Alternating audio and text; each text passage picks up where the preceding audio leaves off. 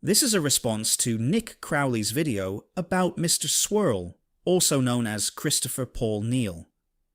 While the video covers the general timeline of the case, it includes several major inaccuracies that need to be corrected. Let's start with the biggest myth.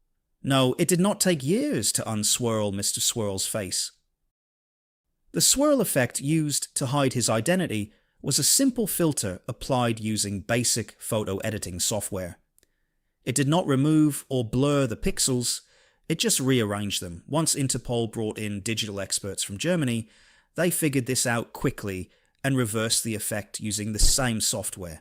So the idea that it took 3 years to figure out how to reverse the swirl is completely false. What did take time was identifying who the man actually was.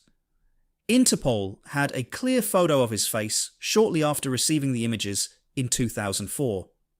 The problem was that no police force in any country recognized him.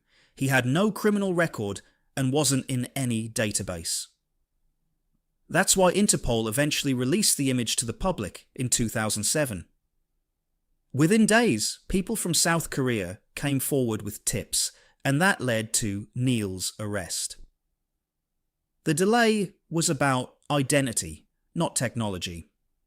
Another false detail is the claim that the images were discovered in a random German storage unit. That never happened. The photos had already been circulating online before Interpol received them. They were found during an active investigation into online child abuse, not by accident in a forgotten locker.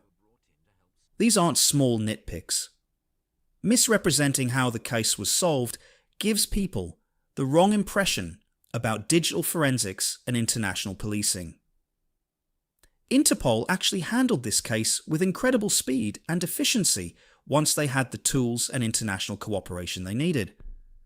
The myth that it took 3 years to crack a basic swirl effect makes it sound like law enforcement was incompetent when the reality is much more complex and a lot more impressive. If you're going to cover true crime or major international cases like this, the facts matter. So let's make sure we're telling the right version of the story. Thanks for watching.